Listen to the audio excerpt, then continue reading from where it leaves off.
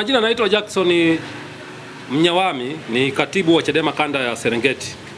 Kanda ya Serengeti inaundwa na mikoa ya Shinyanga, makao makuu ya kanda hapa mlipo, mkoa wa Simiyu na mkoa wa Mara. Ndugu waandishi wa habari, tumewaita leo hapa kwa ajili ya kuzungumza na wananchi na wanachama pamoja na viongozi wa kanda ya Serengeti juu ya matukio ambayo yametokea kwenye kanda yetu. Leo hii tunasikitika kuwataarifu kuwa kuna matukio mawili ambayo yametokea katika kanda ya Serengeti na mkoa wa Mara. Watu wawili kutekwa Machi tarehe 23 mwaka huu. Utekaji huu unamhusisha kiongozi wa jimbo la Tarime vijijini, Kamanda Musa Juma almaarufu Tolu, ambaye yeye anaishi kata ya Sirali, wilaya ya Tarime, jimbo la Tarime vijijini, mkoa wa Mara. Na tukio jingine la utekaji linamhusisha Daniel Chocholia Nyamuhanga, ambaye yeye vile vile ni mkazi wa wilaya ya Tarime, vile vile ni mjumbe wa mkutano mkuu wa CCM, ambaye yeye ametekwa akiwa mkoa wa Mwanza na jiji la Mwanza. Ni wanachama, mmoja ni mwanachama wa Chama cha Demokrasia na Maendeleo Chadema ambaye ni kiongozi, lakini wa pili ni mwanachama wa Chama cha Mapinduzi CCM na ni kiongozi wa CCM, mjumbe wa mkutano mkuu. Tunasikitishwa sana na muendelezo wa vitendo hivi viovu vya utekaji vinavyoendelea kwenye kanda yetu, licha ya vitendo hivi kulalamikiwa na chama chetu, lakini vile vile na wadau wa haki za binadamu. Vitendo vya utekaji vinavyoendelea kushamiri nchini vinaleta hofu na wasiwasi mkubwa miongoni mwa wananchi. Matukio haya yanaashiria udhaifu mkubwa wa serikali ya Chama cha Mapinduzi ambayo imeshindwa kuchukua hatua madhubuti ya kukomesha vitendo hivi vya kihalifu. Waandishi wa habari, jambo la kusikitisha kwamba licha ya matukio haya ya kutisha, serikali ya CCM imeendelea kukaa kimya na kushindwa kuchukua hatua za maana. Hii inaashiria kuwa serikali ya Chama cha Mapinduzi kutokujali kwao usalama wa wananchi na mali zao, kwa viongozi hawa tekwa na mpaka leo hawajui waliko.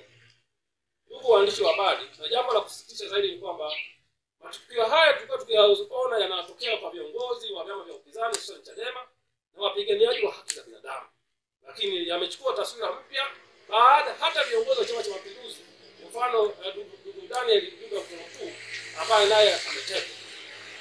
Chadema kanda ya Serengeti inasikitika sana na namna ambavyo serikali na viongozi wake wamepuuza matukio haya. Tunatoa wito kwa serikali kuchukua hatua za haraka na za wazi kuhakikisha wahalifu wote wanakamatwa na kufikishwa mbele ya vyombo vya sheria.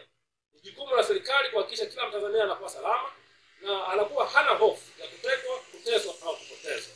Na tunaiuliza serikali, kama matendo haya ya utekaji hayafanywi na vyombo vya dola, ni kundi gani jingine limeibuka nchi kuwa na nguvu zaidi ya vyombo vya dola kwa kuteka wananchi bila hofu na mchana kweupe? Chadema inaendelea kuwa sauti na kusema na Watanzania wote wanaotaka haki na usalama na kuwataka viongozi kuwajibika kwa wananchi. Wakati umefika wa Tanzania kutambua kuwa CCM haina wajibu na haina uwezo wa kulinda maisha yao na mali zao. Sisi Chadema tunaamini katika misingi ya haki, tunaamini pia watu wote ni sawa mbele ya sheria. Usalama wa mali, usalama wa raia na mali si tu jukumu la jeshi la polisi, lakini vile vile limelindwa katika katiba na mikataba, katiba ya Jamhuri ya Muungano wa Tanzania na mikataba ya kimataifa. Pamoja na kwamba jeshi la polisi la Tanzania, jeshi la polisi katika taarifa zao wamekanusha kujua watu hao walipo, sisi tunaamini wanapaswa kuwajibika kutokana na jukumu lao la kisheria waliopewa la kuhakikisha wa Tanzania wote wanakuwa salama, ikiwemo ndugu Daniel na Tolu ambao mpaka leo hawajulikani waliko.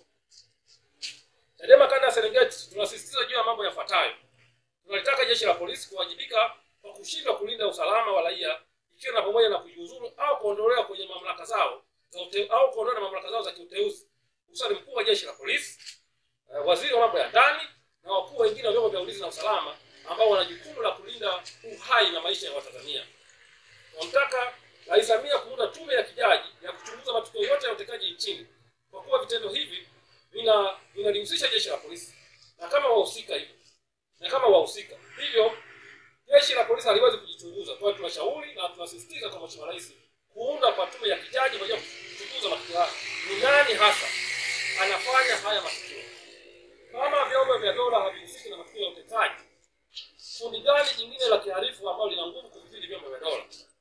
Tunamwomba Rais na kumsihi Rais Samia kuharakisha utekelezaji wa ripoti ya haki jinai ambayo ilionyesha madudu ambayo yamekuwa yakipelekea ukiukaji wa haki za binadamu, ambayo kwa kiwango kikubwa madudu hayo ambayo yapo kwenye ripoti ya haki jinai yanaonyesha namna ambavyo vyombo vya dola vilivyofanya uhalifu na uonevu mkubwa sana kwa wananchi. Kwani toka nakabidhiwa ripoti hiyo, hakuna dalili yoyote ya kuonyesha kwamba matukio haya yamepungua au yamekoma. Zaidi inaonyesha matukio haya yamezidi kushamiri zaidi. Nataka jeshi la polisi pamoja na vyombo vingine vya usalama vichukue hatua za haraka juu ya matukio ya utekaji ambayo yamejitokeza, kuhakikisha watu wote wanapatikana wakiwa salama na hai. Na msimu tunamwomba Rais Samia kuwezesha marekebisho ya sheria ya usalama wa taifa ambayo kwa bahati mbaya ilifanywa marekebisho na kutoa mamlaka ya ukamataji kwa maafisa wa usalama wa taifa na kuwaondolea kinga ya kushtakiwa.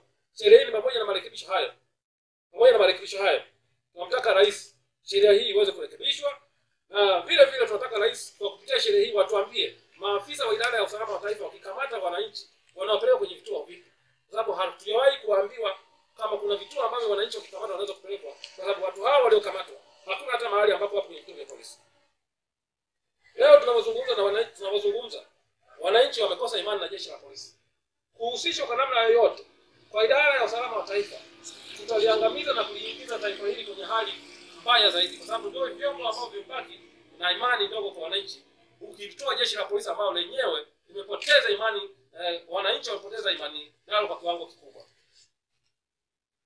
Tunawasihi wadau mbalimbali wa haki za binadamu, wananchi kwa ujumla, kutosita kupaza sauti zao dhidi ya vitendo vya viovu ambavyo vimeharibu ustawi wa taifa letu.